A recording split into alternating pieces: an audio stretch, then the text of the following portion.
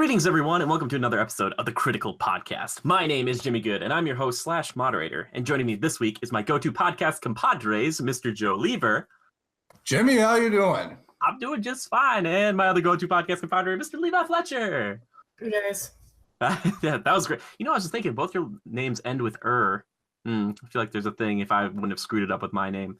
Sorry, guys. It could have been a thing. It wasn't good. It wasn't I've never heard that one before. Anyway, welcome to all of our Legionnaires. And if you're new to the show, we talk movies, games, TV shows, music, anime, cookbooks, whatever we feel like, movie theater habits or bad habits.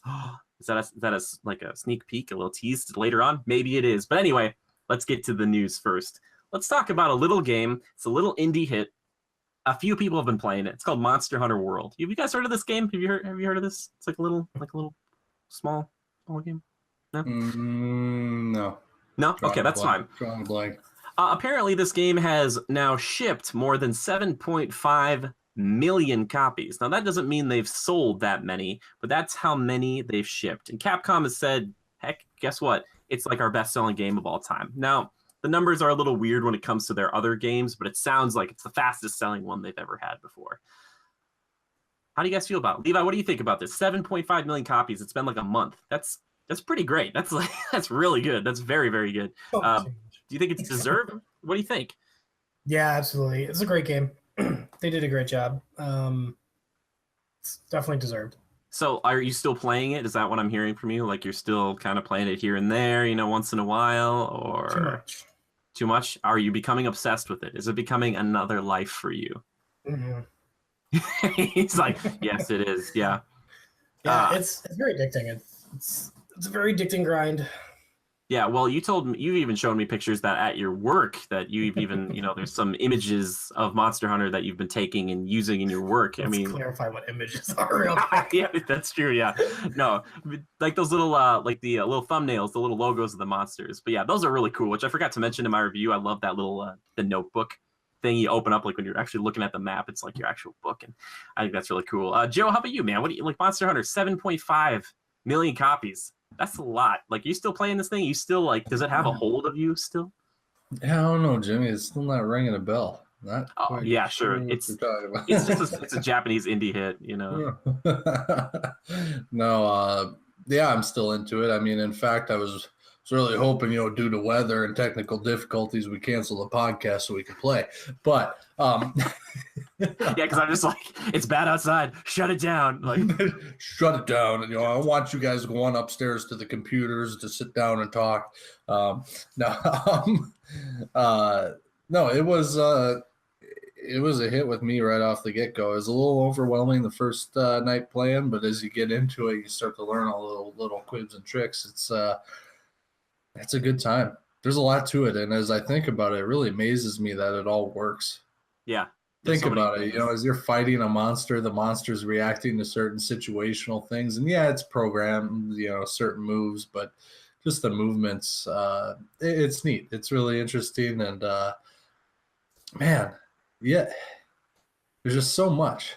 So much. I mean, yeah, technically I've beaten the game, but there's still 2 monsters I haven't fought. Yeah. But yeah, I mean, obviously well-deserved. It's an excellent game. It's something that I feel like probably didn't make a huge surge on release day. But as people started talking about it, it probably ramped up. Yeah, maybe it's like a bit of both, because I think it's just that more people are trying it for the first time. And those people who tried it for the first time, like us, we're telling other people, you should play this game because, it got good publicity, really.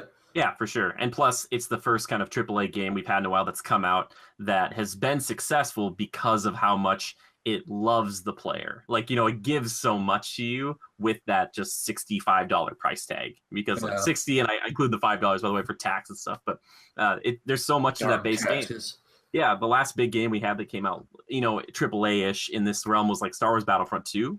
I think was the other one, maybe Call of Duty, World War II, but still those come out especially Battlefront 2. There's so much controversy and all these problems. And this game came out and people were like, so what's the catch? And Capcom's like, there's no catch. And they're like, yeah, but what's the catch, like what's, and they're like, Capcom's like, it's gonna steal, yeah, what are you selling? That's Capcom, man. But they're just like, it's just gonna steal days of your life. Is that cool with you? And you're like, yeah, but like, what's the catch? Like, it's like they were so scared to be like in love with this game. And I was watching this video that GameSpot did that was really good. I probably shouldn't promote other videos, but it was by Mike Mahardy. But he was saying that like people coming from Destiny, like a lot of people are saying, I'm leaving Destiny too, blah blah blah, gonna play this, and they're both considered like a lifestyle game. And I thought that was fascinating, because talking about a game where you come back, you play it every day if you want to, every week, because there's different things changing all the time.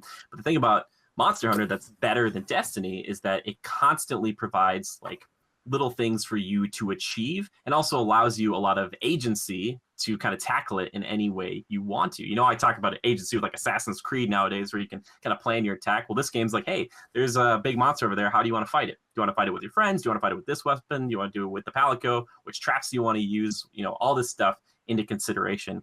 And all the stuff you get in the game always has like value, which is cool too. Like you pick up like herbs still in the game, like for potions. I still do that, you know, like those still are useful during a hunt. Like I'm not just like, I don't need those. Where like in Destiny, you might just keep getting armor and stuff that you're just going to turn into glimmer or whatever else. And you're just like, yep, I got some boots that aren't as good as the boots I have, or like a chest piece, like, you know, whatever. Because like the things you make in Monster Hunter, you make them because you choose to make them. Like at one point you're like, yeah, I like that Otoganger and armor set, and I want that whole thing.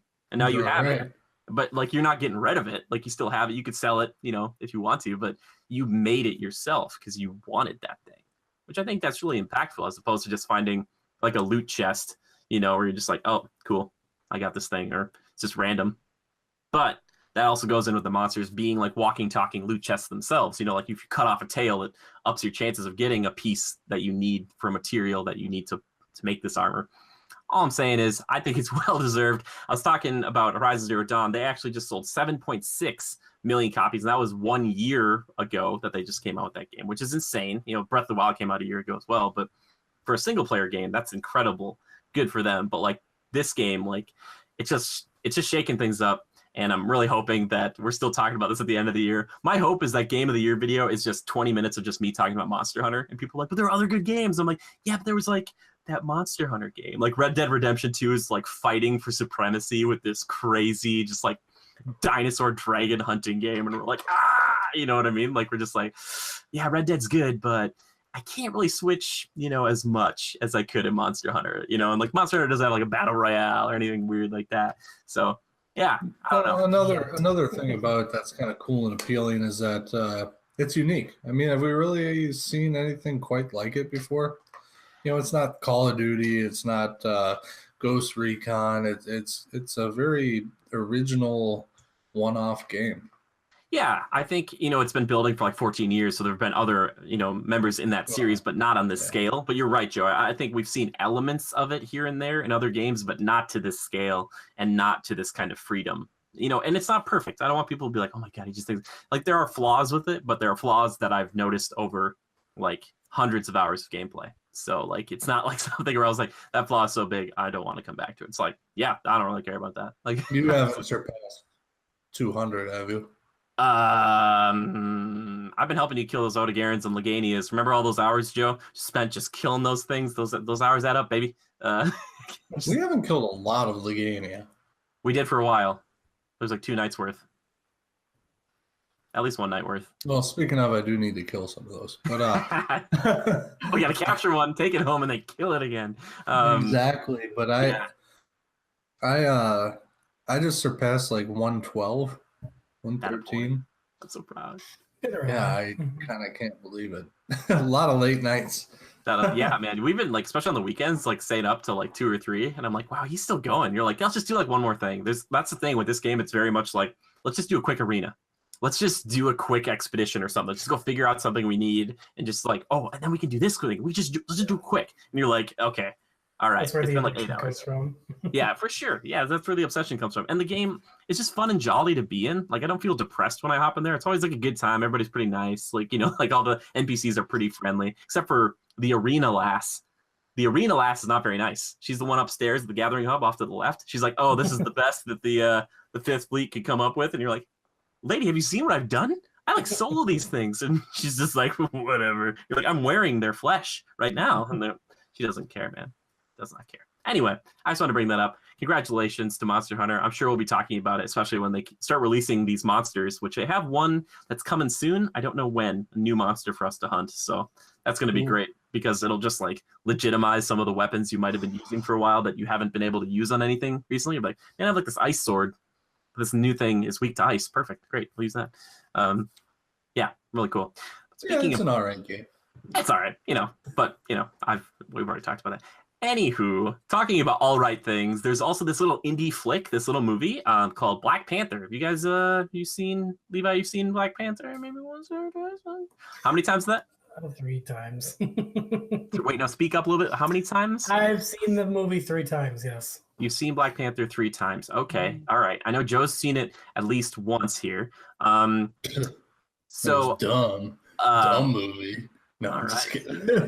I enjoyed it. Yeah, I kind of want to go back and see it again. So apparently it just surpassed $500 million in US and Canada over the first 17 days. And that is pretty good. For a third weekend, it made $65.7 million. Now, it's like Jimmy White talking about this whatever. Apparently, it's better than every other previous Marvel movie to date, except for 2012's The Avengers, as far as making money at the box office. Now, this is before inflation and all that crazy stuff gets mixed in. So that just makes me think that, first off, Black Panther is obviously a huge success, and that we will be seeing Black Panther transition to one of these dates we're going to talk about here in a little bit, to one of the May slots, kind of like the Avengers did. Or, I'm sorry, the Guardians of the Galaxies did, where they took them. They came out in August originally, and then they put them out in that May slot. So like the next time we see Black Panther, I would not be surprised to see it be put in that or the July spot. It looks like it's going to be a summer blockbuster now that they're like, okay, people really want to see Black Panther. I think people go to the movies more often in wintertime than summer. Well, that's the thing. It used to be kind of like that, and it seems like there's no bad time to put out a superhero movie now, but it still seems like May is like the time that Marvel says, hey, our biggest flagship is going to be out in May. Like, they're like, here we're just going to start making a game of it. Like, when can we release this? We're going to try to make it do poorly, and it's just not going to do poorly. Yeah, exactly. They're like, we'll release it the same day as Star Wars and cannibalize our own sales, like EA did with Titanfall and Battlefield. I'm sorry. It's the lyrics. Yeah, it's so stupid. Yeah, obviously, Levi, you've seen it 3 times now. I plan on seeing it again. Joe, you enjoyed it. I'm not surprised that I'm seeing these numbers. It's on track. It helped put the February over $1 billion in movie sales. Like, it didn't itself do that, but obviously it helped a ton. Like, it was the majority that was kind of making that money there. But yeah, it's pretty nuts. Apparently, it's had the third best third weekend in history after Star Wars The Force Awakens and Avatar, which is pretty nuts because usually the downturn on these things is like they drop pretty heavily in percentages after that first and then second weekend. It's like, okay, everyone saw it, the few people who didn't, they saw it, after that. Something. Avatar went on for a month or 2. Yeah, and that one did incredibly well overseas, I think, and it's just I'm sorry. All right, guys, here's the thing about Avatar. It's not that good, all right? It's fine, all right? It's pretty, but that's it. There's much more to Black Panther and Force Awakens. That's all I'm trying to say. I don't even know which one Force Awakens is. That was the one that you saw with Haley the first time you met her. Why do I know more about your relationship than this is weird, dude? Yeah, it's the first date you went on with your fiance. Is it the one with Darth Vader in it where he slices everybody up in the ship? Yes, that's the classic Vader. No, that's Rogue One. Okay, all right. I got him straight now. God, good. That's. Can't they put a 1, 2, 3, and 4 after him? This is all part of their marketing strategy, man. I don't know. I'll contact them. But yeah, that transitions into what I want to talk about. Apparently, Disney just came out and said we have a bunch of dates for a bunch of movies, untitled projects, Marvel. Now, I see a little bit of a trend here that I want to talk to you guys about. So the upcoming dates for Marvel films. So we got May 1st, 2020, July 31st, 2020, November 6th, 2020. So we have May, July, November. And then in 2021, we have May 7th, then July 30th, November 5th. Those are all 2021. And then in 2022, we have February 18th, May 6th, and then July 29th. So again, it seems like it's May, July, November, May, July, November. If they do it in February, I don't know if that means we'll lose the November slot, maybe. But that's what I'm talking about. I'm thinking, what is it, 2018? What do you guys think? Do you think, is it May 1st or May 7th? So is it 2020 or 2021 when we get Black Panther 2? Levi, what do you think? Is it coming? It's going to be May 7th. You think it's going to be May 7th? Yeah. You think it's going to be 3 years? Mm-hmm. Why do you think that? Give it room to grow. Well, Marvel and Disney have never been one to sleep on an opportunity. So, no, I'm going to say 2 years. Yeah. Yeah.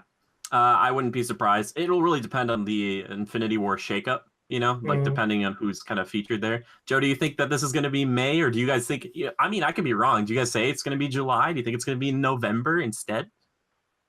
Like, what do you think? I think Black Panther did well earlier season. What year is it? We're looking at either, so they've got years set up for 2020, 2021, and 2022.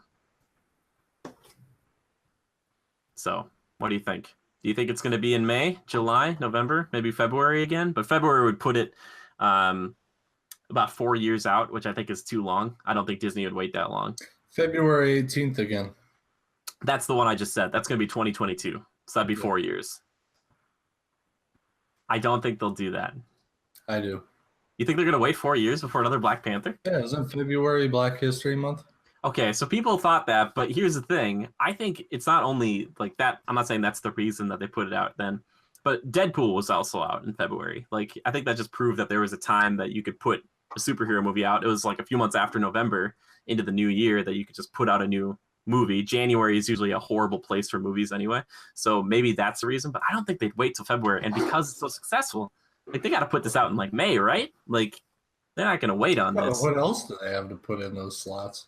About a million things, like probably Captain Marvel 2, maybe, like whatever the other. Captain Marvel 2. I love how we're talking about Captain Marvel 2. I know, that's the crazy thing. Guardians of the Galaxy Volume 3 will most likely be one of those dates. I wouldn't be surprised to see that fit one of the May dates again. I think they said like a 2020 release date for Guardians 3. Okay, and then like Black Widow, we're like that standalone's going to come up. I think Black Widow is going to be one of those July dates. I think it's like Ant-Man. I think shoehorner. Yeah, well, it's not. It's just like don't bet hard on Black Widow is what I would think they're thinking. Because like with Ant-Man, people are like, I don't know, and they put it out in July. And it's like with Black Widow, it's like that's probably a better spot to put that because that's not your flagship. That's not your starting your summer blockbuster off with Black Widow because Black Widow, like Ant-Man, came right after, was it Age of Ultron? So it, like, it was kind of like, oh, you're starting here with summer, and then like as far as like the crazy epicness of like the world, and then kind of shifting downwards a little. Doing it the opposite way is a little weird. Where it's like, oh, okay, so Black Widow's here, and then whatever else they put up, will probably be crazier in July. So I think she's a July. I feel like she's going to be July 2021, maybe. Yeah, I wonder if they're going to do the same thing to her that they did with Solo, and just very little marketing, and then they're just going to like summer. No, in the end of summer. I don't know. Maybe. Joe, what do you think? Do you think they'll kind of quietly try to push her out there? What do you think? I don't have a clue. You have a clue? Yeah. I mean, how is July a bad month for movies? Well, if it's right around 4th of July, probably. A lot of people out and about, no time to see a movie. November, I don't think is a locked-in slot. I feel like November is kind of an iffy date because, I mean, everybody's getting ready for holidays, Thanksgiving, meeting up with family, and we got to do our Christmas shopping and all that kind of crap. I don't know. I'm still betting on Black Panther 4 years from now. I would have expected 3, but there's no option for 3 years from now, right, in February? No, it doesn't look like that right now. And those dates, by the way, in July were the 31st and the 30th. So they did Spider-Man around July 4th, and usually ones who around July 4th do pretty well, typically. Don't forget that these dates can change too. I mean, they are releasing now Infinity War earlier. Basically, this is Marvel marking its territory. We've seen this happen before, like where Civil War, it's like when Civil War and Batman vs. Superman were coming out, and like DC was like, we're coming out the same weekend, and then Marvel's like, perfect. And then they're like, we're coming out 2 months earlier. Marvel's like, sounds good. Like, do whatever you need to do. Yeah. But yeah, I don't know. Levi, you make a good point about the Solo stuff. I don't think they're going to have directorial issues like they did with Solo. I think they'll have a lock for Black Widow. I think they'll get a female director. And I think they will make sure that this person plays ball, and they won't have all these kind of issues internally like they did with Solo. So they'll have a lot more marketing for Widow because they want to promote that. They'll be like, hey, this is like, not Captain Marvel, but, it's another superheroine in our world. Like, go check it out. I think one of those November dates, though, that's Doctor Strange. They put their magic people, like Thor and Doctor Strange, are November always. And I'm thinking it's 2020, November 6th, 2020, I think is when we're going to see that Doctor Strange sequel. The third one? The second one. Is the second one have a date? You think they're gonna really wait? I don't know. 4 years? I forget how long it is. It's gonna be a new Doctor Strange. Yeah, to think about what they're trying to stuff into the schedule between them. Yeah, there's a lot. I think we're gonna see Doctor Strange a lot quicker than you guys think. I think it depends on how much he's featured in this first part of Infinity War, because it looks like he'll be in it a lot more than Thor Ragnarok. So that means that I think that if they do that, they can say, hey, we can wait a little bit. And I don't know if we have a confirmed date on 2. It's hard to keep it all set, in my mind, because I can't wait to look back on this in 4 or 5 years and be like, oh yeah, it came out and then you can kind of start to see their process, and you're like, okay, you release this here, release this other one here, and then the sequel goes here. And you're like, okay, perfect. But yeah, there's a lot of stuff in there that we could be dealing with, and a lot of maybe new things depending on what happens with Fantastic Four and X-Men. We might see these guys show up now in these things. We might just see X-Men pop up in November, or Fantastic Four in that February slot, to be like, hey, we need to take time with this. Let's just make it work. Let's take 4 years and make Fantastic Four really good, instead of kind of. Oh, I forgot about X-Men. Yeah, because we're going to see it. Well, when is Dark Phoenix coming out? Do we have a release date on that? Yeah, I forget when it's coming out. I'm depressed. I think it's this year. I just don't even care. It's this year or next year. You're going to shelve that. No, it's too far along. And the Disney acquisition of Fox is going to take a year to go down. So it's going to take a while before that it's be all right, stop your projects. The Predator movie is still happening and all this other stuff is still happening. So yeah, we'll see. But yeah, so I'm guessing, Black Panther 2 is probably in there. If Doctor Strange 2 hasn't come out by that point, obviously in there, Black Widow, Guardians 3, lots of stuff, and probably another Avengers of some sort. I forget when it's this year and then next year for Avengers Infinity War Part 1 and 2 used to be, but we might see another Avengers 5 in there, crazily. Might be a very different cast than what we're seeing right now, but yeah, we'll see who rises to the top here. I don't know. A different cast, huh? Yeah, well, a lot of their contracts are going up. So it's looking at Downey Jr. and Evans are the two kind of I'm not sure if they're coming back. I don't know how Hemsworth feels about moving forward. Hemsworth and Evans are obviously younger than Robert Downey Jr. is, but yeah. I don't know. We'll see. I just think I'd want to stay in that for as long as I could. Again, outside looking in, where I'm oh yeah, I'd be set for life. But yeah, I think Chadwick Boseman, I think they signed that guy. I think he signed his soul away. I think they yeah, you want to be in 30 movies? And he's perfect. I'm sure they got him. It, I hope so. Well, he's new. He originally wanted to be behind the camera, not in front of it. Chadwick Boseman did? Yeah. He's also a DJ, do you know that? Cool. No, dude, I know Evans is the same with the directing stuff. But that's actually really sweet. That's cool. That's actually really cool. Okay, that means he's got an eye for it, hopefully. Yeah, he went to acting school in Great Britain because, Denzel Washington paid some scholarship for him to go there. Whoa, weird. Yeah. Cool. And then when he did this movie and he got to meet Denzel Washington, he is... Yeah. Anyway, after the movie, he got to meet him or whatever, and Denzel's like, "You owe me money." Yeah, for sure. I wouldn't mess with him because if he joked about it, he'd be like, "You owe me money." I'd be like, "Yes, sir. Yes." I think they joked about that. I just happened to catch that last night before the Academy Awards or whatever when Michael, what's his name from Live with Kelly and Michael. Oh, Michael Strahan. Strahan, yeah. He was interviewing him or whatever on the red carpet, and that kind of came into discussion. It was kind of interesting. Yeah, that is very interesting. Yeah, and he seems like a cool guy, too. That's the one nice thing I love, seeing kind of behind the scenes. You're like, okay. His name, Chadwick. Chadwick Boseman. Chadwick Boseman. So Chadwick on the predicting thread. I mean, I think we're going to see a lot of close to these some of these characters, their story arcs pretty soon. Yeah. I'm just predicting phase And when we actually get ramped up in phase 2, I don't think we're going to see a lot more of Iron Man and Captain America. I think we're going to move in some different directions here. Well, what's it like? It'll be phase 4 by that point or whatever. I think. How do you keep it going? How do you reinvigorate it? How do you replace them? You I don't. don't think you replace them. You just move along with the characters that are already well established. I mean, Are you going to miss Iron Man? Well, yeah, you miss them a little bit when they have a new Avengers coming out, and it's like Doctor Strange leading the charge, and it's Black Panther's in there, and we've got Warhawk and War Machine or Falcon. I mean, and I mean, I was gonna say War Machine's still there. So we've got some great characters that are already solidified. So I'm not too worried about it. Yeah, you just have Don Cheadle do it. You have Don Cheadle sign on for like 20 of them, and then you're fine. You know. Yeah, I think you do that for a while, and then eventually you get you don't replace them; you get their proteges. You do the new Iron Man 4, which I don't think they do like a Logan-esque like end of Iron Man movie. Because I was gonna ask you guys what you think about that. I don't know if Iron Man 4 will happen. It would sell and do really well, but I think that'd be like the last one. But if you make a 4, everyone, like myself included, is thinking, all right, what are 5 and 6 going to be? And they're like, well, no, there's just because they make 4 doesn't mean 5 and 6. So I think if they make a new Iron Man eventually, they might go off the new one from the comics, but I think you'd see the Robert Downey Jr. cameo in that, and then you're like, oh, okay, this is the passing see a of lot more torch. Spider-Man 2, and and Miles Morales will come eventually, but it'll be in like 5 or 10 years.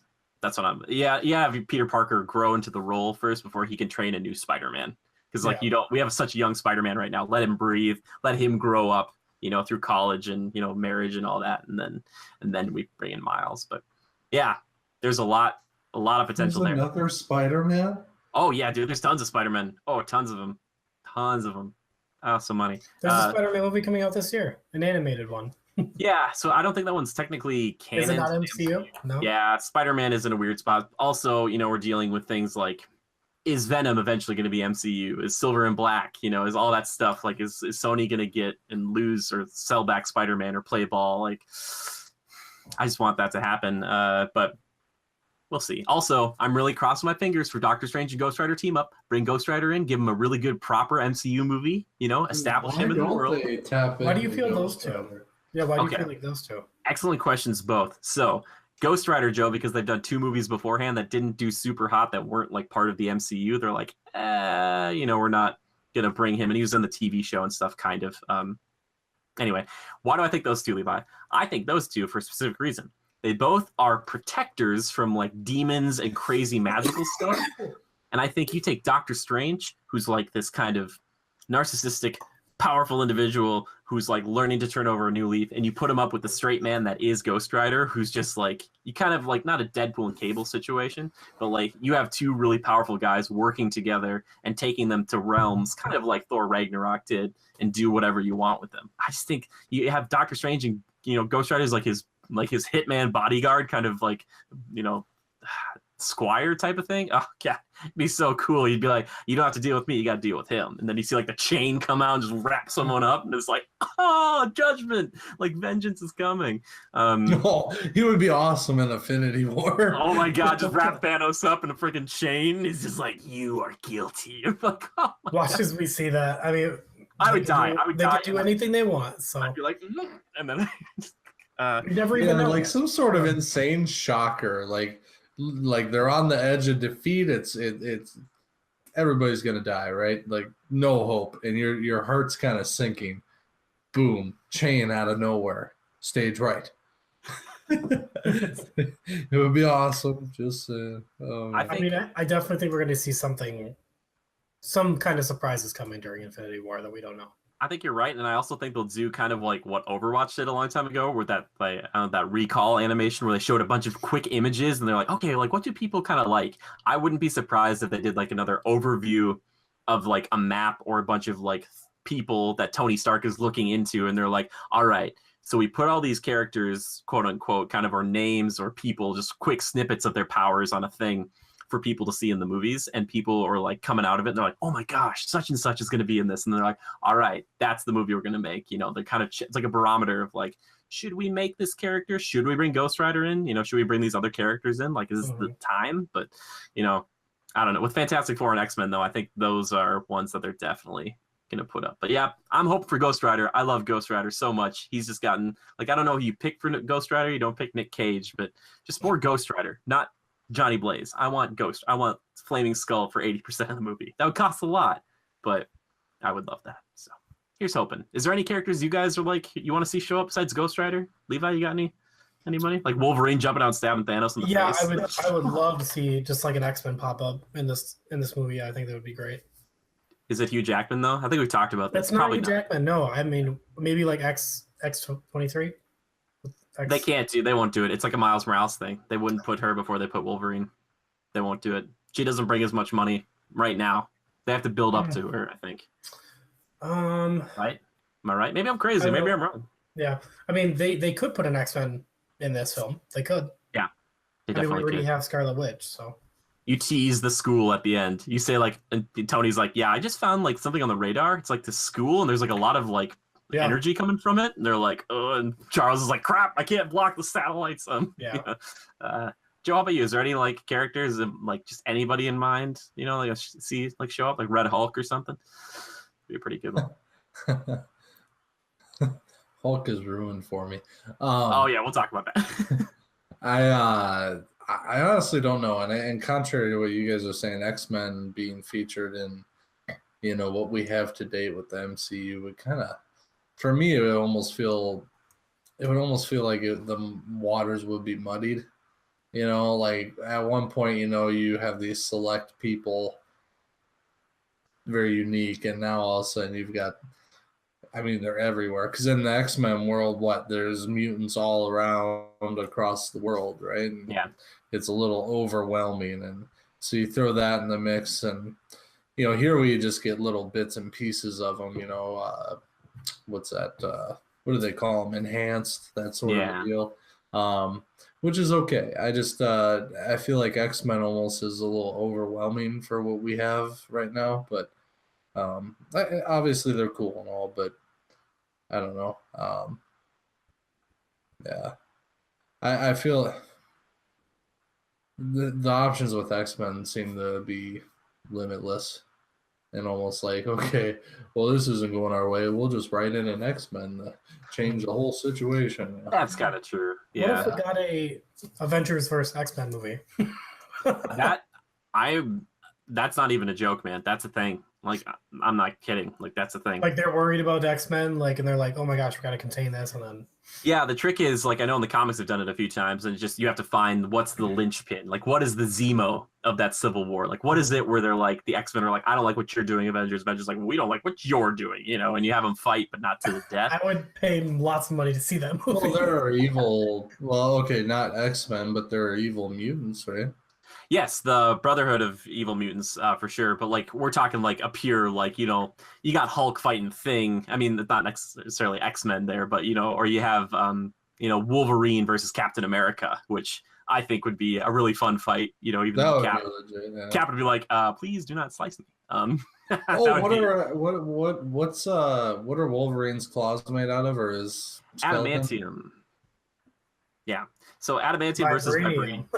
Yeah. So adamantium cuts through anything. Vibranium can like reflect or stop any, like, it's like takes kinetic energy and just stops it, disperses it.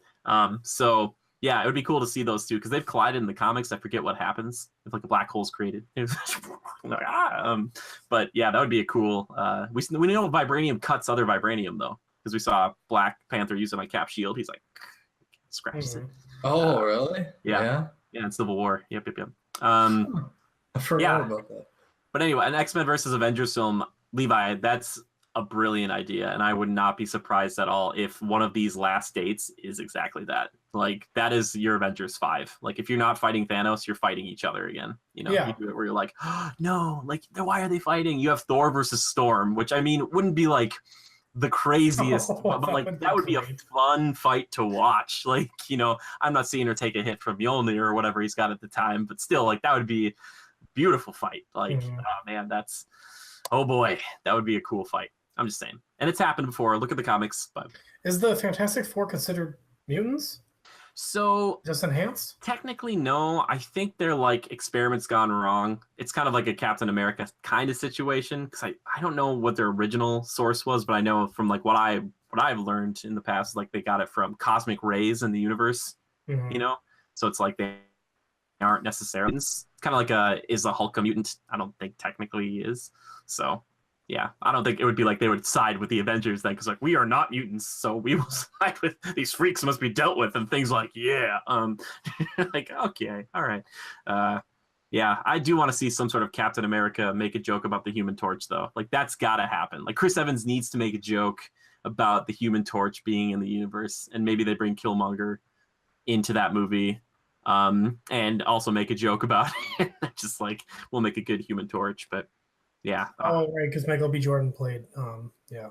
Human Torch. Yeah, Marvel just takes in the Human Torch, the guys who played it, and they just take him in, and they're like, "It's okay. It's gonna be okay. It's okay." They're like, "I can't do it. You're going back in. It's gonna be fine. It's gonna be okay." Because they're like, nobody saw that movie anyway. No one will even recognize you from that. Exactly. Oh yeah, nobody will. Yeah. We'll delete it all from IMDb. Nobody will know. All I'm saying, I screwed this up. Not Captain America, guys. I don't have this in the shot, but I've got two tins up there: Hulk and Wolverine. That is the fight, everybody. That is the fight. If one of these movies isn't even Avengers versus X-Men, if you give me Hulk versus Wolverine, just the movie, it's just 2 hours of carnage. Make that your R-rated Marvel movie. Oh my god. I mean, they make it PG-13, but still, that would be. I would love just in the Canadian wilderness, just beating the snot out of each other. Oh my goodness, boys, that is the dream. Okay, anyway, sorry. We're going to move on here. Guys, I want to talk about something near and dear to my heart today, the movie theater. Yes, it's kind of strange sitting with a bunch of people you've never met before in a dark space and all trying to enjoy the same thing. And sometimes, if you're lucky, nothing happens. Nobody's bad, nobody says anything, nobody does anything weird. But more often than not, there's somebody who likes to ruin it for everybody. We're going to talk about our biggest pet peeves at the movie theater. Now, Joe, I know you've got stuff locked and loaded for this, but Levi, I wanted to start with you. Is there something at a movie theater another patron can do that just sets you off? What is it? I think the thing that bugs me is like when I really, especially like during a Marvel film or something, and I'm really trying to watch and like pay attention, and then somebody's like quietest part of the movie, and they're just like crinkling their paper, their like little snack. They're like, my bunch of crunch, just like crinkling, and you're like, what the fuck? Like you can't wait 2 seconds for Captain America to stop talking. Yeah, exactly. A lot of us, please do it at like the action scene, please. Like, Yeah. come on.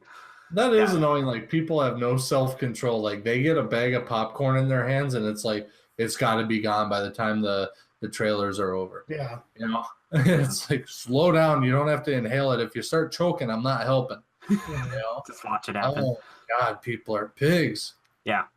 So Levi, that's the worst thing. Is somebody like crinkling like during like a quiet scene just rips you out of it. That's the worst.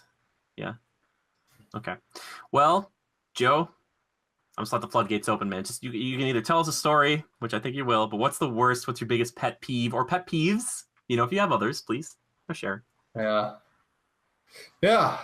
The date is March 26th, 2016. Maybe. No. 14. 15? 14? 15, 14, 14, 14. Anywho, I'll look it up. which one was it though? Was it Man of Steel? No, it was no. Which one was this, Jimmy? It was Man of Steel, I think. Yeah. Yep. Because we were Haley saw Batman vs Superman with us. Yep, because we were in the moving seats, and that's when it happened. I think we were in the moving seats both times, but that's the first time I remember that happening. Yeah, so we're sitting there, we're enjoying the movie. We're about a third of the way through the movie. And big theater. This is Minneapolis Mall of America movie theater there. And at the end of our aisle, or our row, I just hear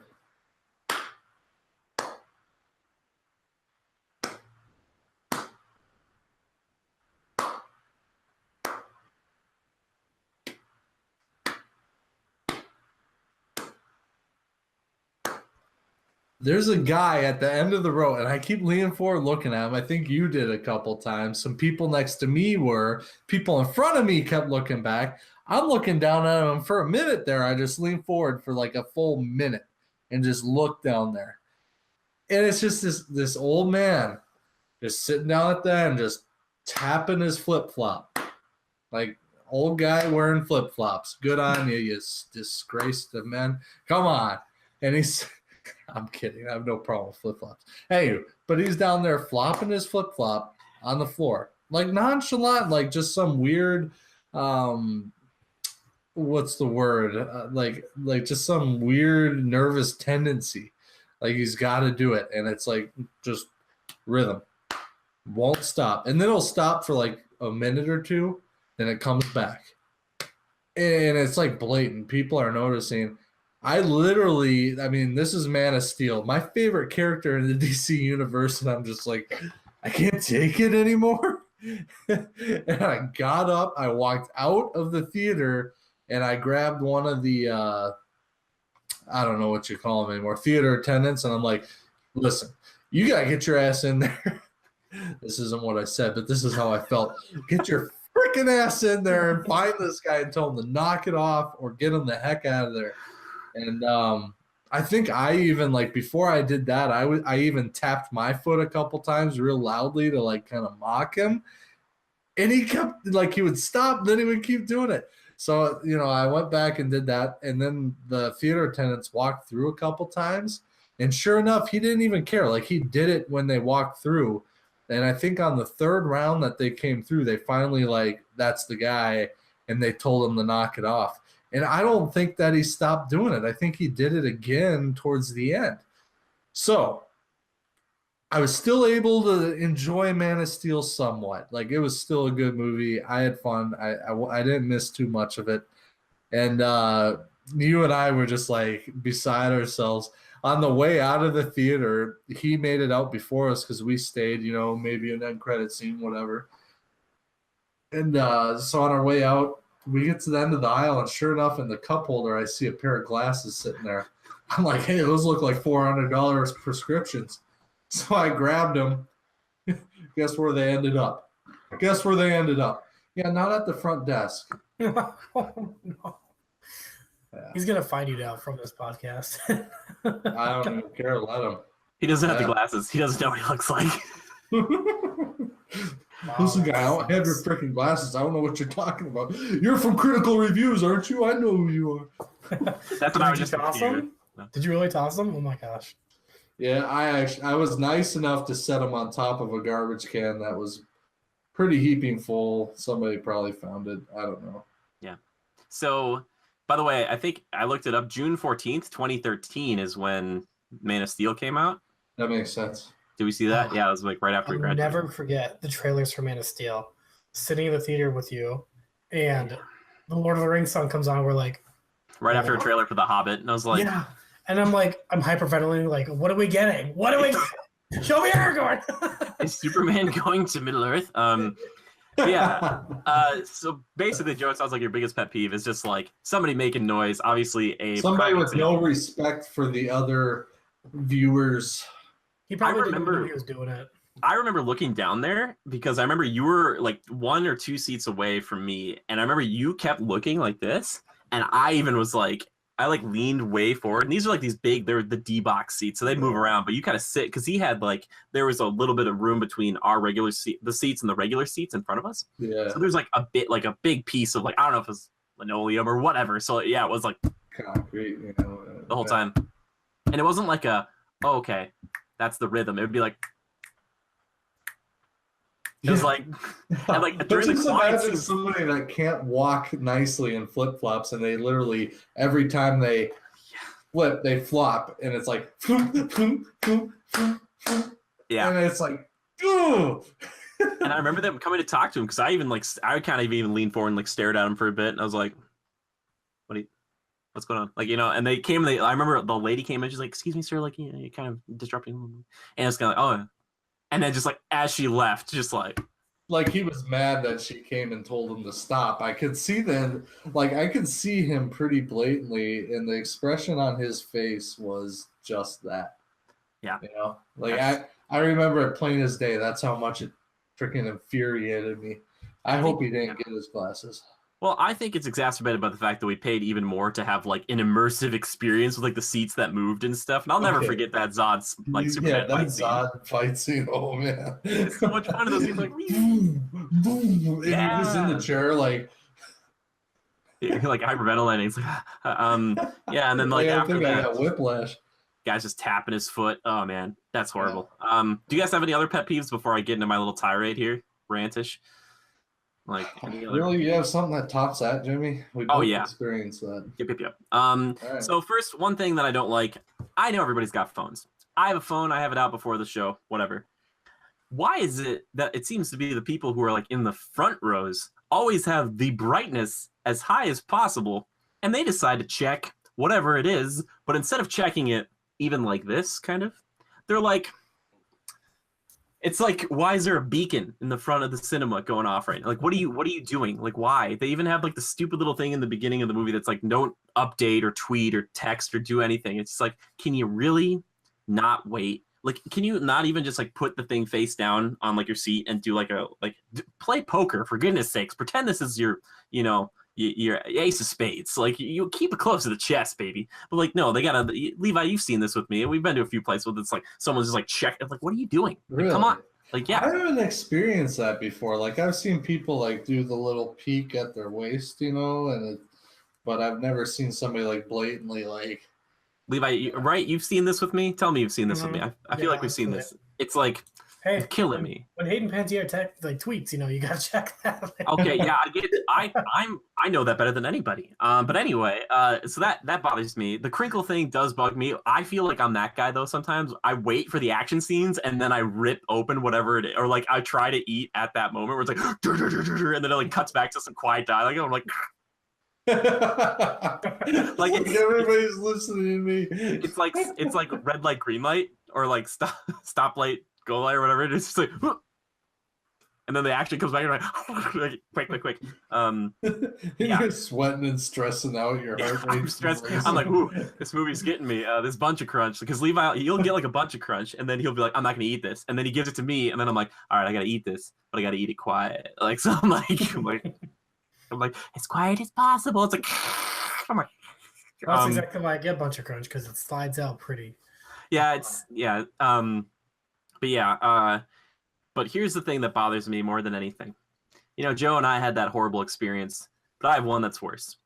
And I've talked about it a little bit here, but I saw Kingsman 2: The Golden Circle. Not a great film. It was actually not that great at all. The first one isn't even that good.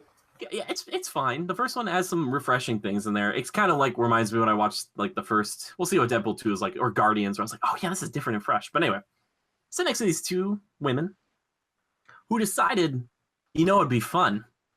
Let's comment on everything that's happening. Now, I'm not talking like a little like you kind of nudge and you're like, it's pretty cool. Like, where you say something really quiet to like your buddy and you're like. This was like, oh my gosh, he's gonna do that. It's like, what? Why? Like, why? And then they like everything. They're like, oh my god, yeah. And there's like, shut up. Like the whole movie commented the whole movie, and I'm sitting right next to him. I'm like, God, why? Like, why we're in the back row? Why are you doing this to me? Like, this is the bad kids go to the back. And like the entire, like just every little thing, and they're like, oh, disgusting, and it's just like. It's like, why?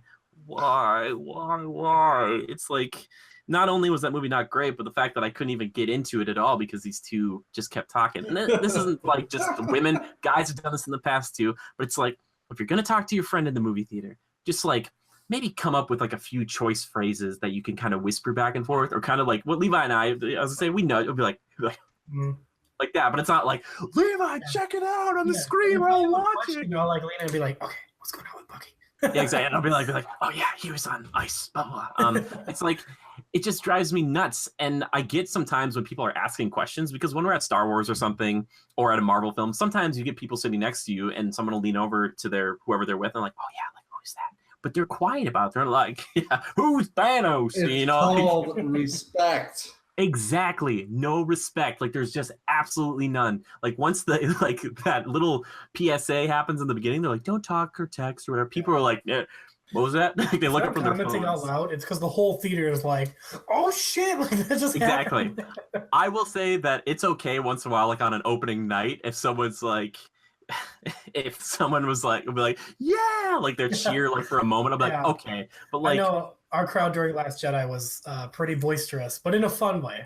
we had someone, what was it? Was it Last Jedi, Levi, or another one of those movies, or it was Thor or something? And someone was like, saw like a shirtless guy, and someone's like, damn, and someone's like, shut up. Like, it's like everybody gets behind that person who's like, stop it. Like, thank you for saying Somebody something. said, "Shut up." I swear they did. Yeah, I was watching Thor Black Ragnarok Panther. with Thor has his shirt off, probably. Yeah, I think it was like their friend too. So someone was like, "Damn, he looks hot," and someone's like, "Shut!" Like, and someone who was close to them was like, "Shut up!" Like, you know, so like, you know, This we're just last being weekend when I was seeing Black Panther, there was a couple ladies in the back that were little loud, laughing, pretty funny at the jokes, and Yeah, well, sometimes it's like with our crowd, Levi for Black Panther, like they were so respectful. Like they Mhm. laughed when they needed to. It was like a perfect audience. Like no one was like screaming or doing Yeah. anything weird. But I like, feel like the people that go out Thursday night are the ones that take it seriously. yeah, yeah, I think so too. I think you're totally right. But like with Star Wars, when we saw that at the one that wasn't reserved seating, that was like people were cheering like all the Mhm. time for stuff. They're like, yeah, which was like that was a cool experience because I was like, okay, I'm cool with that once, but you know, it changes how you feel about a film. But yeah, it didn't help that that movie was bad on top of it, but that was the worst. And I went with my sister and brother-in-law, and my brother-in-law still jokes about that. He's like, oh yeah, Kingsman 2 was fun, wasn't it, buddy? He's like, it was bad for me. I can't even imagine what it was like for you. And I was like, I could just see your face. Yeah. I was like, And I kind of did the whole like look over, and you know, maybe it's on me. I don't know. People, I want you to tell me, like, is it on me at that point? Do I lean over? Because it gets weird to put up like You this kind of say something and then put out like a sit bad through energy. the awkwardness. Yeah, and you have to sit next to this person for like 2 hours. And like, hey, yeah, how about a fun idea? Please be quiet, or just like, excuse me, like, No. guys, Here, keep it down. I have a solution for you. So what you do to handle that? Bust out the ventriloquist act, right? Isn't that what it's called? And you make your voice sound like it's coming from somewhere else, and you're like, "Yo, shut the hell up!" Yeah, you know? I second it, sir. Yeah, I don't. What he said. I just don't know, like, because I don't want to be impolite because you know I try to pride myself on being nice and understanding of other people. I wish they'd do the same, golden rule style, you know, you want to be treated the same way as other people treat you, but. At that point, I don't know, like, am I wasting my time and money? Is it weird to have somebody sit next to you for like 2 hours and be like, hey, you know, please be quiet? Because like I know if someone were to tell that to me, I'd be like, oh, I'm so sorry. I'd be like, I wouldn't say, I just be like, Yeah, because you were raised properly and you have respect for others. yeah, I just don't get like who's at fault. Is What it do me? I normally say, Jimmy? Some people's kids can't live with them, can't kill them. Yeah, is it the parents' fault? Is it the movie theater's fault? Do I have to be like, hey, like before a movie, like walk up in the front? Like, what if I just took it upon myself as a movie going patron to walk up in, like, time it perfectly when the pre-show stops and right before the trailer starts? I'm like, hi everybody, my name's Jimmy. I'm here to see the movie just like you guys. So if everybody be quiet, that'd be great. Like, I'm an AMC shareholder. Yeah, I'm a Stubbs member. And I'd really like I wonder if we'll get to that point though where we start getting that again, because in the past what they used to have these little rooms, I don't know if they call them baby rooms or family rooms, but they would be mirrored in like a separate room where you could still watch it, but you could take your kids in there, and if you were loud or whatever, like that's where you go. So it's like, can I put those people, the loud people, if you want to scream and yell at the movie, great. Can we have theaters dedicated to that where people know it's going to be weird going in, whereas like the other people are like the quiet, respectful theater where it's like, oh, you go in there, everyone's like, hi, hello, you know, just she's gonna wave at people and then watch the show. That's what I want, because like the tapping thing, Joe, was bad. It's real bad. But that commentary, man, and I know because we do commentaries, but it was just, come on, man. In the theater, no commentary. I didn't pay to see I don't want to hear what you think. All right, ladies? I do that myself, you know? Like, oh, it was so aggravating.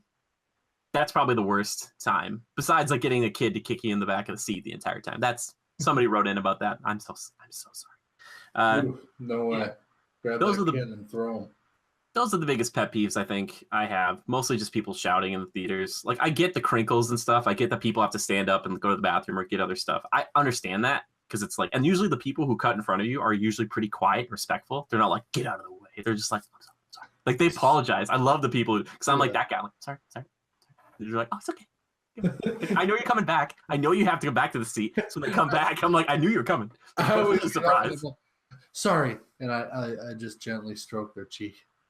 Sorry, cheek. Sorry. I'm sorry. That's real good, dude. Very intimately and sincere. Sorry. Like, you can't be mad at that person. You're like, oh, that was a magical experience. Did the movie reach out and touch me? Such soft hands. Yeah, exactly. Then you come back with butter all over them. And you're like, I'm so sorry. Too much butter. Yeah. I think those are the worst I can think of. But most of the time, like, I haven't had to deal with that so frequently. And we've been going to a lot of movies, so it hasn't happened a bunch. But it's mostly the talkers.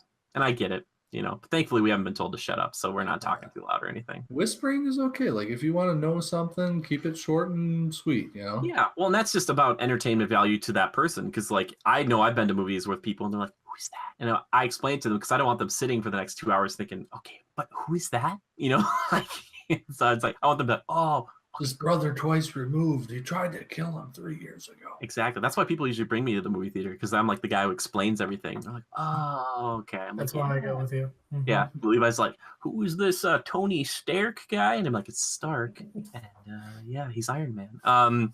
Yeah. Those are the big ones. We'll talk about some other people's pet peeves here very shortly. But ventriloquism. I want to know people. I don't think I could throw my voice like that. It's just like, imagine that. How cool would that be? That you could just like, yo, shut up. Yeah, what I'm gonna do? That was that guy. Shut it. I'm gonna just get underneath the theater. You know, you walk in and sometimes there's like a hallway back to the other side. Yeah. I'm just gonna wait in the hallway and be like, shut up. And be like, and running that. So I'm like, yeah, like, you know, like. People will be like, oh, this is an Omni experience. That's good, man. And then I'll come running back and sit next to that person. I'll be like, you know, people, you just shut up because there's people shouting out there. There's like 20 of them. There's a lot. Then I'll be like the bunch of crunch. Yeah, oh man. Side note, other pet peeve of the theater. What's up with ices, man? I love them, but after drinking them for a little bit, it's just a chunk of ice. I feel like I've been cheated. I get that it's an icy, but like, I'd rather just have the syrup, honestly. Honestly, I'd rather just have a full cup of syrup. You know? That's all I'm trying to say. Anyway, speaking about things that could probably kill me, it's time to get to that segment of the show that I like to call, Joe likes to call, Levi likes to call, we like to call... Levi, lay it on us! Time magic? Timekillers. You did it. It's the games we've been playing, the movies we've been watching, the TV shows we've been doing. Oh my gosh, time magic. I can't help it. Every time we go into this, I hear Time Wizard in my head of a Yu-Gi-Oh episode saying this. Yes. Yeah, I hear it too. Now I do. Anyway, Joe, my friend, what have you been killing time with? I love the look on your face, just like, what have you been killing time with? What have you been doing, Joe? What did you do? I feel like a parent who's talking to his kid who just found something bad. He's like, "What? Who did this?" What we did yesterday? What did we do? What we talked about? If you're gonna talk in the theater, pretend you're a ventriloquist, okay? Lesson number 1: cup your hand, turn to the side, yell. That's not. Shut up! Ventriloquists everywhere are going, no, and it's echoing over here. And they're like, that's wrong. Oh my gosh. That's like a superpower. Yeah, I mean, yeah. Yeah, so killing time, Monster Hunter World, getting up there, kicking some ass, not even bothering with the names, taking the parts, all that jazz. Loving that game. God dang it, stayed up too late. Couple nights in a row playing that. Oh, I forgot to mention that they're having an album come out that we're actually producing here, and I got a few of the track names pulled up right over here. If you want me to, do you want me to tell you what the track names are? Quick. What? Yeah. Yeah. So Monster Hunter album coming out, produced by Critical Reviews. So first up, Bitter Bugs and Honey, kind of like a western. Oh, yeah. That's been stuck in my head for weeks. It's a metal album, so it's gonna be kind of starts western, goes metal. The next one's Traps and Tranks. Pretty self-explanatory. The whole thing ends with a song that's a ballad called "The Last Hunt."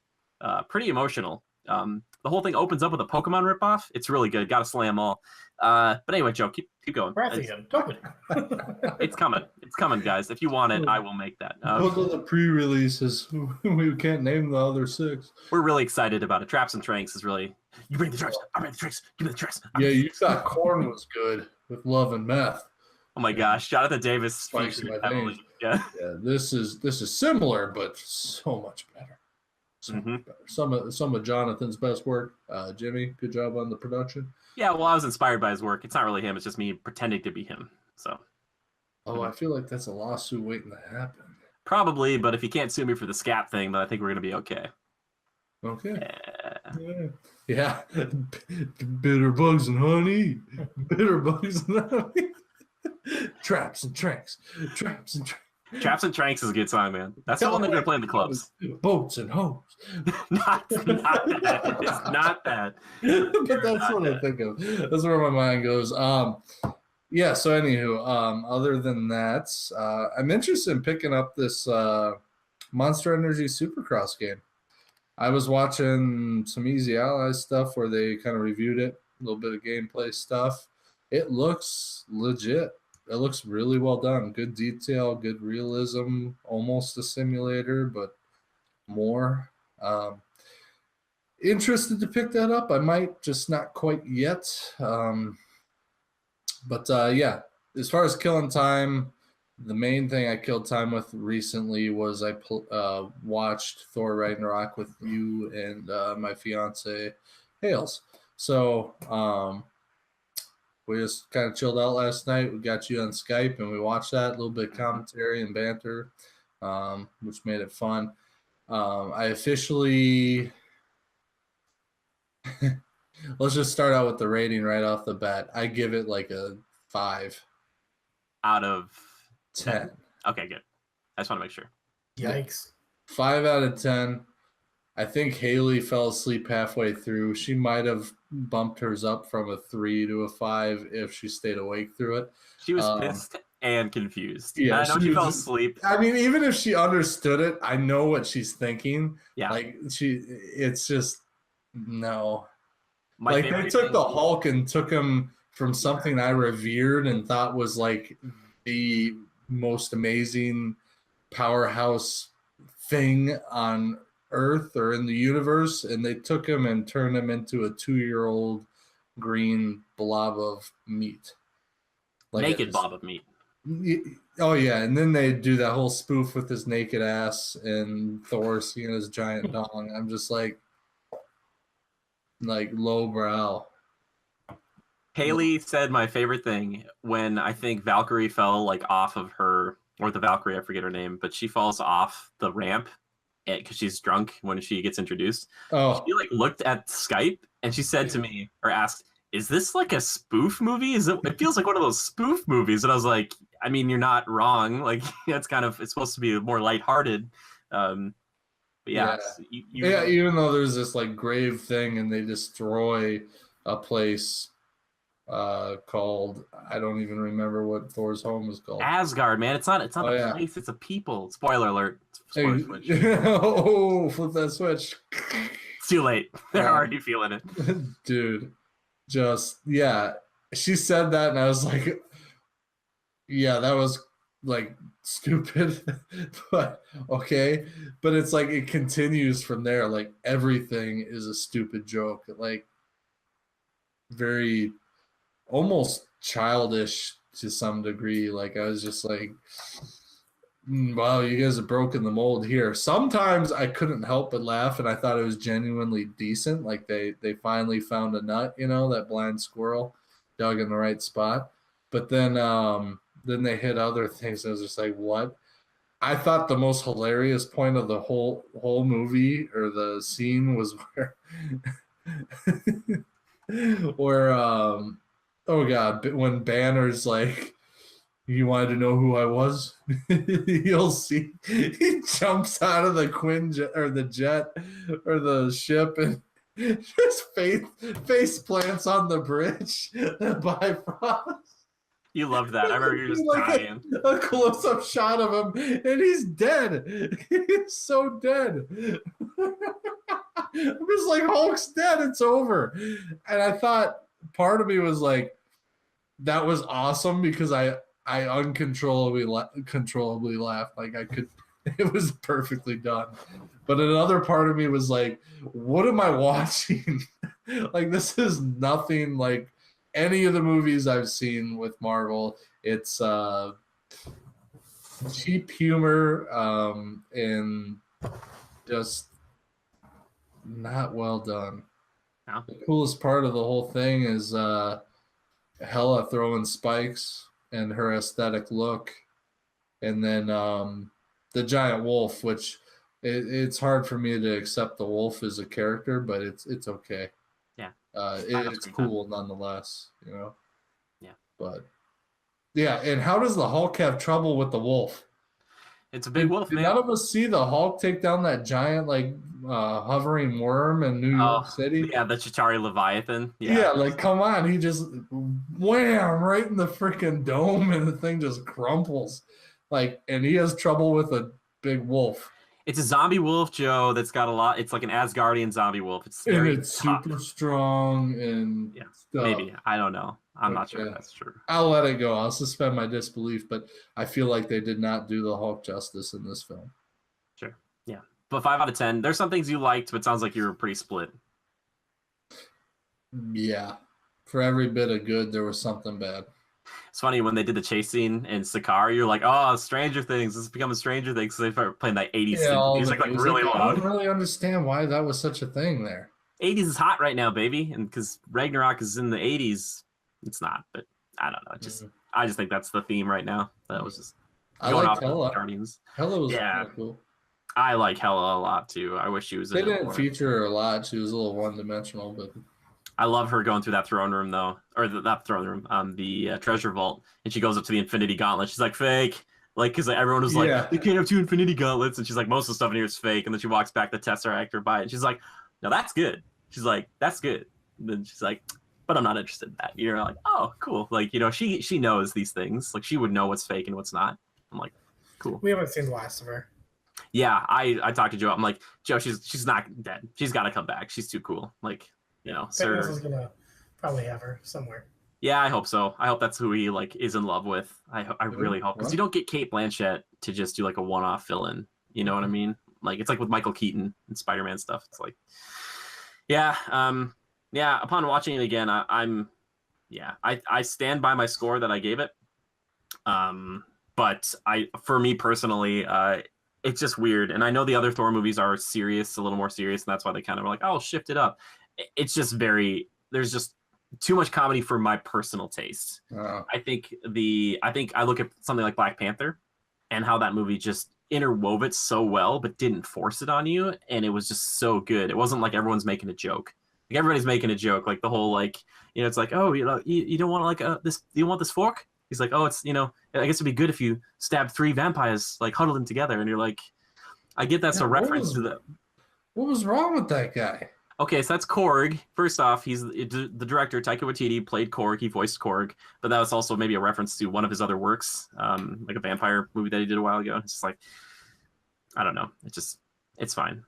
Very New Zealand weirdness. I don't know. And I know people from New Zealand who aren't like making jokes all the time. I don't know. Just that's all I'm trying to say. That's all I'm trying to say. Anyway, all right, Levi, what have you been killing time with? We'll stop ragging on Thor. What have you been killing time with, pal? Oh, still grinding that Monster Hunter. Didn't we just talk about something? I was like, oh, I gotta add this to my Timekillers. Black Panther 3. Yeah, third time. Rewatching Dragon Ball Z right now. How are you? I'm at the part where spoilers. 1998 spoilers. They're fighting Vegeta and Nappa right now. Oh, cool. Yeah. Nice. I just watched that myself. So yeah. Yep. All right. So Monster Hunter, Black Panther, Dragon Ball. That's really good. Like Thor Ragnarok with Joe. Monster Hunter, obviously, been playing a lot. And I've been watching Naruto Shippuden. Really great show. I really love going back and watching it, even though I'm watching it with subtitles because for some reason the dub doesn't go that far on Hulu or whatever, which is fine. I mean, I've watched it all before. But yeah, I love that show. Huh? How far are you? I'm the at dub doesn't go that far? Naruto and not Naruto. Itachi and Sasuke are fighting. They're still not caught up yet? I thought there would be. Maybe I'm just like on the sub track and not the dub track or something. Yeah, I think they've dubbed farther than that. Yeah. I thought they had too, but maybe Hulu doesn't have that. Anyway, doesn't matter. I still watching that show. It's really cool to go through it and not watch any of the filler and just skip over that and know what's probably going to be filler and like go through an episode and be like, yeah, I've already watched like this, so let's just go to the next thing. But yeah, man, I love that show. I started watching Sasuke Retrieval Arc on Netflix a while back, and then I was like, okay, I love Shikamaru, so I watched Shikamaru and everybody fight Hidan and Kakuzu, and then I kind of got sucked back into it watching Jiraiya fight Pain and Sasuke and Itachi and Sasuke versus Deidara and all this stuff. And man, that show is just like when you skip the filler, it's all killer basically. Like it's just all just really good, fun to watch, fun to read, and I just found myself staying up late watching it. And yeah, I love that show, and I think it's still probably my favorite anime of all time. Naruto, man, oh, so good. So good. I love it so much. Definitely revered as a classic for sure. Yeah. I want to get through Dragon Ball Z though. It's just harder to find than Naruto. Yeah, Netflix actually just announced that they're bringing a lot, like 30 new animes to Netflix. Oh yeah, is any big ones? I mean, we don't know them yet. Okay. It's all new stuff. Yeah. Oh, cool. They hired a new director for their anime division, and yeah, we're about to see some really cool stuff. Cool. That's really cool. Oh, I'm excited because some of the anime on there, like Castlevania and Seven Deadly Sins, man. Except season 2 of Seven Deadly Sins, it's garbage. It's not even Apparently, season 2. Devilman did really well. Yeah. Yeah, I guess that did really well. So cool. I'm all about it. Good. Cool. All right. Well, guys, that's all our time killing today. Let's move on to my favorite segment of the show: community feedback and questions. So we had some really good feedback this week. I like to ask people, what we're talking about, the theater pet peeves. I'm so sorry. This sucks. All right. Lynn Redder, which, by the way, another artist. She just drew a Nergigante from Monster Hunter World. Go check her out. Anyway, she said, the classic feet on the back of your head seat or the back of your headrest. Yeah, that's just like I think of airplanes, too. Someone just constantly just kicking. Oh boy. And our buddy Fraggin says, kids too young for the movie that they are about to watch, or too young and misbehaving parents not keeping them under control, which is all like, Levi, we've been to a few of these, like we're seeing Amazing Spider-Man 2. We saw it like on a Saturday morning and like everyone brought the kids in. And I was like, this probably isn't a movie for like 6-year-olds. Yeah. it's like, it's going to get dark, but they didn't stop. Our buddy Ryan, he says, people talking during the movie. He says mainly loudly, but if it's opening night and they do it, then I get annoyed. Totally. But usually they're pretty good at opening night. And then our buddy, the Goblinoid, he says, a lady kicked the back of my seat through the entirety of Arrival when I saw that. Have to say that takes the cake. A lady kicked the back. What? Why? Like, why? Why is she? I'm so sorry. Like, that sounds really horrible. Like, why? And that movie is like a thinker movie too. So like to have someone just constantly be kicking your seat while you're trying to enjoy it. Oh boy. I am so sorry. That is really sad. Some people's kids. I know, some people's kids. All right. Let's move on to the question, shall we? Our buddy Missile Mage character writes in. We're talking Monster Hunter because people just want to talk about it. If you could equip your Monster Hunter character with any armor from cinema or gaming, what would you choose? Joe, you got one? You got one for us? Like any armor. Anything. No, you guys go ahead and go first. Oh, come on, Joe. You got this. I believe in you. I know what you're going to pick. I appreciate that, but I don't know which one I'm going to pick quite yet. All right. Levi, what do you think? Do you have any in mind? Yeah, I would pick, if I could get like a cloud set for my Buster Sword, that would be amazing. And you could get like a Sephiroth set for you. I was just thinking that, dude. We're just running around in that. Dude, I would just be constantly just saying like things in Japanese to the monsters. I'd be like Wanida. And he'd be like, Jimmy, you're not gonna finish him. I'd be like, it's gonna be cool though. I'd be like, slice and through. The Palico into Kate Sith. Oh my god, dude, that's perfect. Oh, Square Enix, why haven't you done this? People pay like $20 for those skins. Oh my god. Yeah, man, that's genius. That is genius. What can we actually expect from Capcom? Like in future like skins and stuff like that, because you can get a Ryu skin right now. Yeah, Ryu, I think Sakura, I think Street Fighter, but it's only on PlayStation. I know they did Aloy from Horizon Zero Dawn with a cool little Watcher Palico, which I thought was really smart. I think, I don't know what they would do. I can't think of what else Capcom really owns. Do they do like a Dante, like from Devil May Cry, and a Virgil? Like they have more IPs than that, don't they? What else do they have? But those are like the ones I think that would fit in Monster Hunter. Like I try to think of like, I know Ryu's kind of weird, but I feel like that could work. Capcom. One that came to mind right away, and I was like, it'd probably be really stupid and you wouldn't really need it, but like it'd be cool to just wear the Iron Man armor. Like if you just like Evil. Yeah, Resident Evil, that might do something with that. But Iron Man like, work. Anthem or something, maybe like an exosuit and like have all your weapons look like kind of like robotic-y or something. That'd be kind of fun. Another one they could definitely do that would be a lot of fun would be like some of the high-end sets from Witcher, like the bear set or the cat set or something that's like really, you're like, yeah, I'm like a super hunter now. Like you were hunting monsters before as the Witcher, now you're hunting even bigger monsters. Yeah. And I wonder, since they have a partnership with Microsoft, maybe we could expect like some Xbox. Yep, I was gonna say, I wonder if they would ever do a Master Chief or they do like one of the gears, like you just dress up as a gear and have weapons. That'd be kind of cool. They're gonna release that weapon, dude. What they'll do is a Hammer of Dawn bow, and you can like shoot it, but like when you do the bee with the rocks dropping down, it's like a quick little laser. It's like, and you're like, yeah, I did it. That would be a Lancer as one of your bow guns. Oh, that would be great. Oh, that would be real good. Yeah, those are ones that come to mind. Predator for sure. Oh, sick, Joe. That's a really good pick. Yeah, and like your slinger looks like the claws, like instead. That'd be cool. Yep. Mm-hmm. Yep. Oh, that's and then when your slinger is the shoulder cannon. No, wait, no. I'd have a second shoulder cannon as a slinger. The other one would be the standard Predator style. Sure. When you're on the monster's back, you're stabbing it with the blades. You're just like, yes.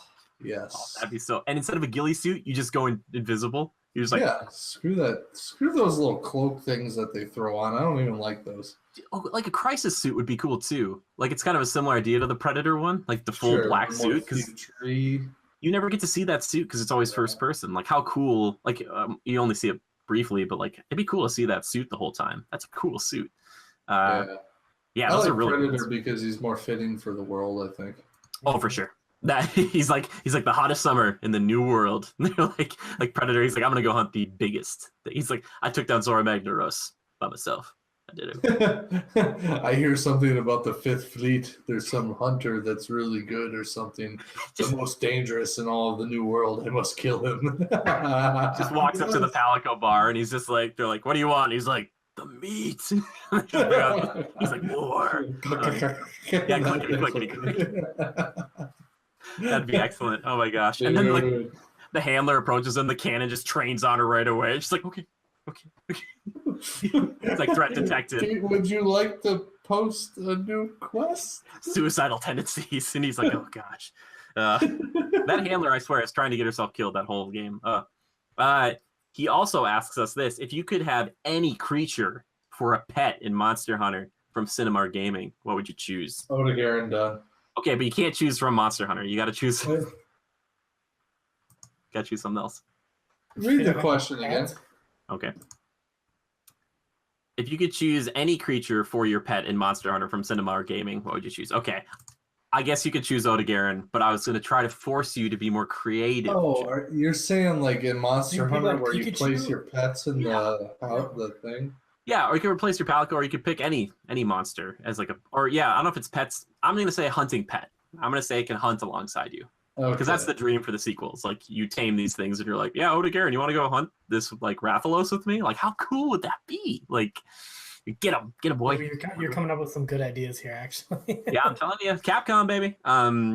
I think, and I know a lot of people have heard me talk about this before, but I would love Aleshin from Witcher 3.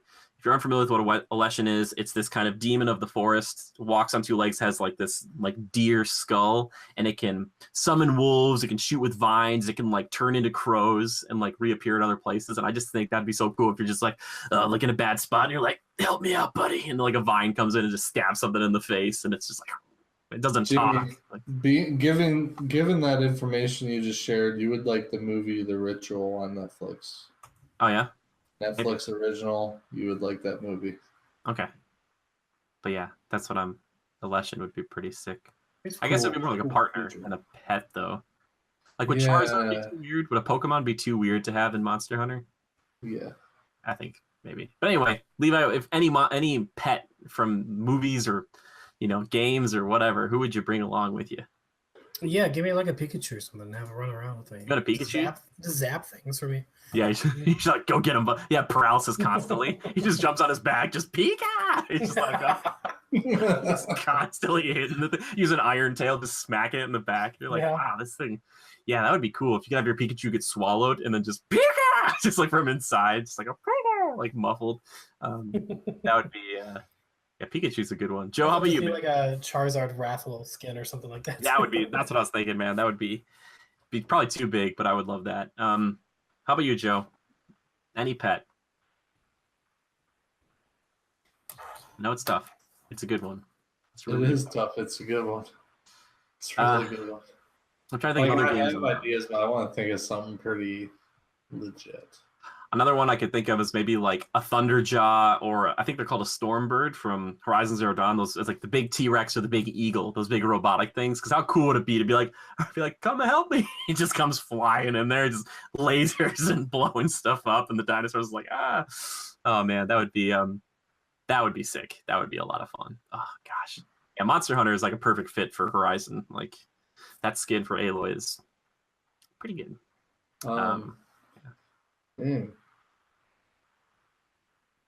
I'm trying to think of like a cool summon, like maybe from Final Fantasy. It'd be kind of cool to have like one of the summons join you. That'd be a lot of fun. Ifrit or something. Should I say the Xenomorph? Dude, if you could have any creature, you could have Xenomorph. Or you could have a queen just following you around, just spitting out eggs, and you're like, go get them. Ew. She's just screaming. Joe's like, this is my pet. I chose poorly. There's another one. I was thinking something like, I don't know. It'd be cool to have like a giant wolf, like from Thor Ragnarok or something. I was just thinking the exact same. But I would want it to be the zombie bird version.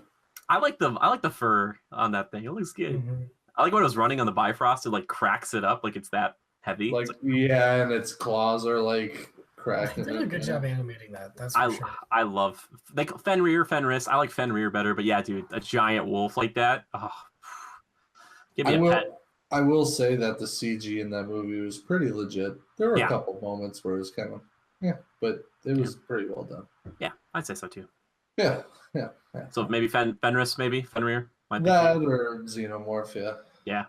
I feel like Fenris is like better for this one because Xeno could like crawl all over it and like stab and do stuff, but like you bring that big wolf in and it's grabbing a Rathalos neck and just slamming it to the ground and just like snapping it. Yeah, but I like the idea of the Xenomorph because it can get in and do quite a bit of damage and not really get caught or brought, thrown around. It would just cling and crawl all around it, just poking holes in it with its little teeth.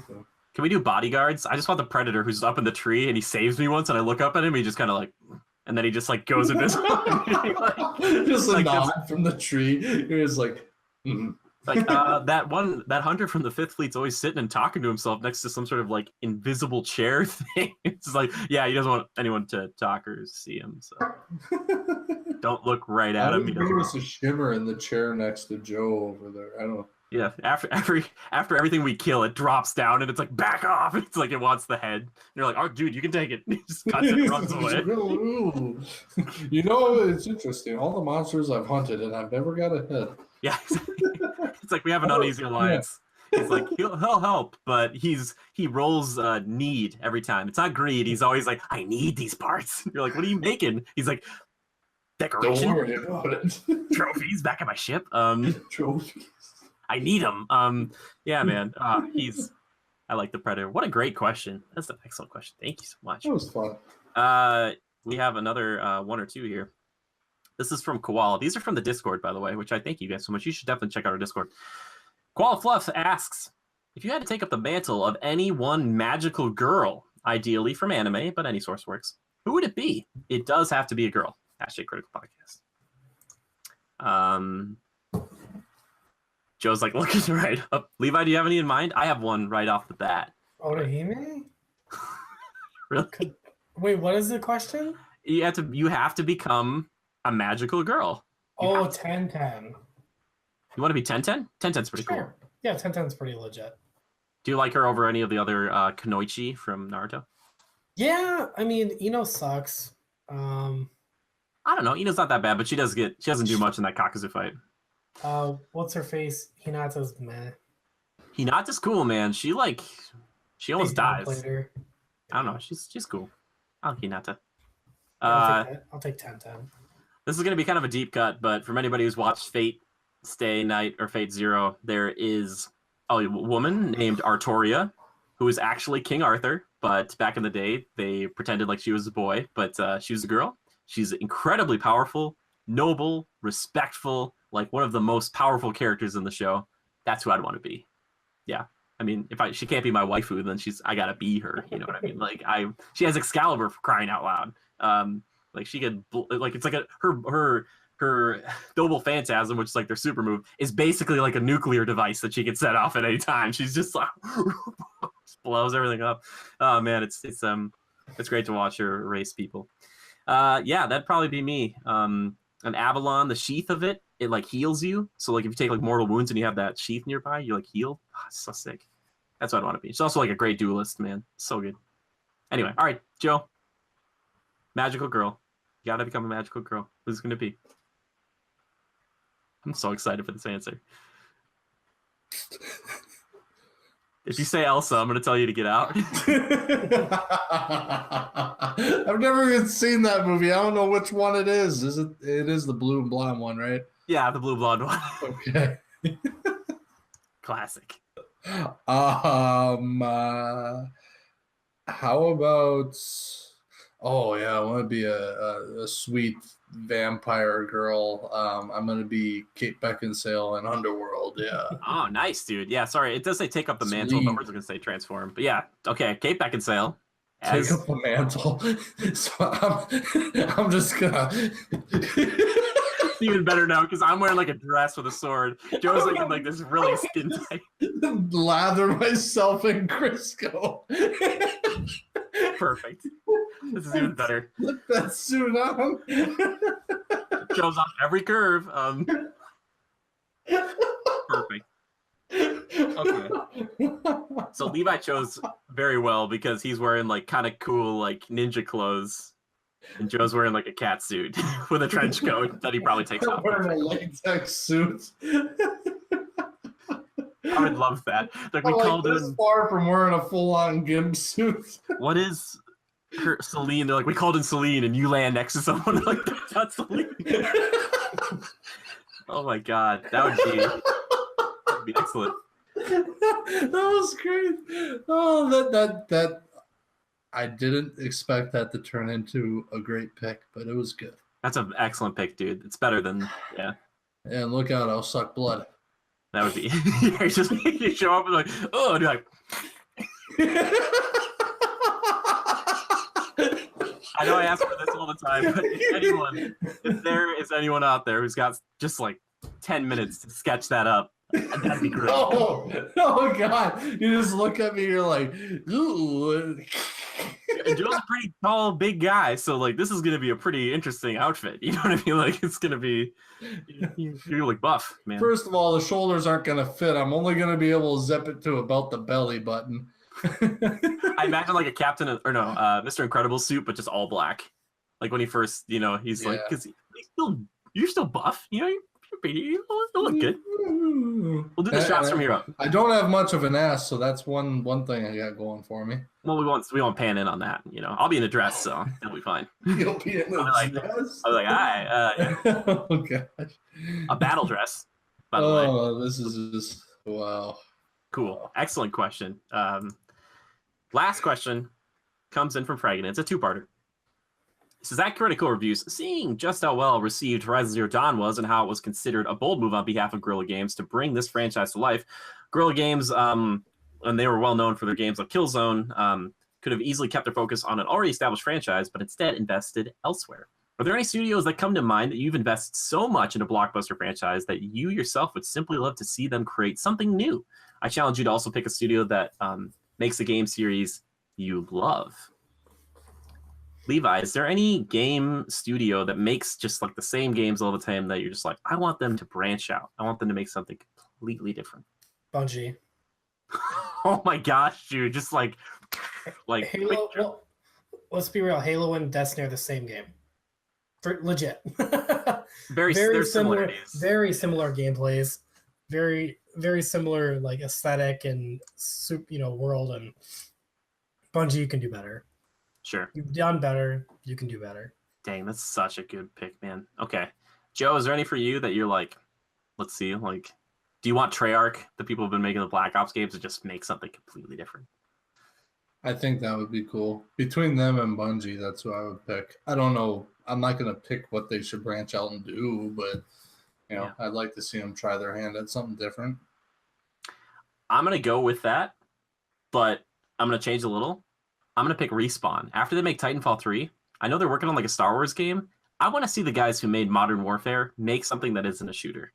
I want to see Vince Zampella and that team just make something, because like they've proven that they can take something and make it amazing. I want to see them. Star Wars game supposed to be a shooter? I think they showed off lightsaber combat, but it was like two guys fighting with lightsabers in real life. So I don't know. Oh. I'm really worried about that game. Can you just make a Star Wars game? Basically, what we're saying is we want to see these shooter companies like what Guerrilla Games did and just step out and do something completely different. And they're all shooters. I was trying to think of a different one, like maybe Gears, but they're still kind of, getting back to where they want to be, moving from Epic to the Coalition and doing all that stuff. And like Darksiders, like the whole that shakeup with Vigil and THQ and all that. It's like they're making that again. So it's like, okay, what, CD Projekt Red, who's made Witcher, and they're working on Cyberpunk 2077. It's like that's another company I'd love to see do something completely different, but they seem to be doing that a lot. So, yeah, I think I'm going to stick with the boys over at Respawn. I just think that'd be really cool. That's all I'm trying to say. He had a second part to that question. He said, would you want to see Horizon Zero Dawn get a sequel, or would you like to see Guerrilla Games create another new IP with the same ambition they had for Horizon Zero Dawn?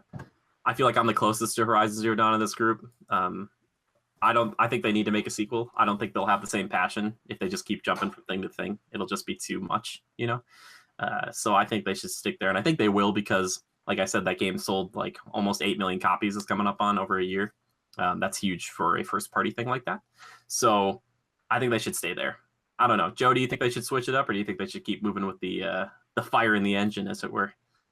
Well, why not? Don't try and fix what's not broken. Sure. Levi, how about you? Do you want to see a sequel to Horizon Zero Dawn? I haven't played the first one yet, so I'll play the first one and I'll tell you. Yeah, I'm excited to see what you think about it, because it will be different than Monster Hunter, but in a good way. It's just like, just take the bow from Monster Hunter and just say like, that's the thing you're focusing on. It's like, yeah, cool. Great questions. So many good questions. I think that's all the ones I wanted to tackle this week. There's so many good ones, but we'll get to them another time. If you ever want to reach the show, though, dear viewer, who's listening right now, or maybe who's watching, you can comment here on YouTube, but the best way to get a hold of us is to tweet the hashtag Critical Podcast and tweet it at us. Tweet at the account, which is @GoCritical. It's capital G and a capital C. You can tweet at me personally, JimmyGood013. If you want to tweet at Joe, you can tweet at Lever627. Lever _627. That's Lever just like Beaver, only with an L. As many times as I've said that in the past, how'd I screw it up now? That's okay. I mean, I screw things up all the time. Levi, you can find at I'm just at Levi Fletcher. Perfect. See, that's just so simple. Yeah, and like Levi was talking about Horizon there, maybe he'll stream that sometime, but we're streaming games over at twitch.tv/critical reviews. Come check it out. We have a playlist here on YouTube, so if you want to see what that's about, you can see my Cuphead full playthrough. We did Justice 2 full playthrough a while ago. We've done a bunch of kind of full playthroughs, or just kind of playing whatever people want to play, Jackbox once in a while. So yeah, if you ever have a game you want to see streamed, you just let us know. Tweet at me. That's seriously the best way to get a hold of us. Just tweet at us anytime. Even if you have just like a thought or feedback for the show, we always love that. I want to thank a few people. I want to thank This Is Dale for our intro, outro music you hear all the time. So good. The theme music. And I want to thank the one and only Yoran Evers, the guy who does pretty much all the art you see here on the show. If you want a commission done by him, check him out on Twitter. He's at Niraj28 or at Jade Circle Art over on Twitter. So find him, follow him up, follow all those people up. That's really helpful. But if you want to support Yoren and you want to support this show, keep it going for the foreseeable future. Check us out on patreon.com/critical reviews, where you can get a sweet avatar drawn by the one and only Yoren Evers with your face on it. And even if you donate at a certain high enough level, you can get like a fully customizable one, man. They're all really cool, and I really love them. So I hope you guys do as well. So thank you to everybody who has, donated over there and got a cool avatar. It's various rewards. You can get the podcast early. If you're up to $5, you get it a day early. So yeah, I really appreciate it. Thanks for that. People who are subbing on YouTube and Twitch, all that stuff, we really appreciate it. Thank you so much. It's going to be a little bit weird this week because this will be going up a little bit later because I'm going to be out of town. And then next week will probably be a normal week. And then the week after that, I'm also going to be out of town again. So don't worry, podcasts are still coming like normally. It might be a day or two late, but I'll tweet it out and let people know. But anyway, thank you, Joe, for being on. Thank you, Levi, for being on. Do you guys have any final words, any thoughts? Joe, anything you want to say? Don't forget to adapt and... Oh, is that... Oh. How dare you? Levi, what were you going to say now? Why don't you just like and subscribe this shit? This is good. Perfect. That's I can't say that any better. Yeah, love and hugs to all of you. I'll find you. Adapt and overcome. And I'll see you next time.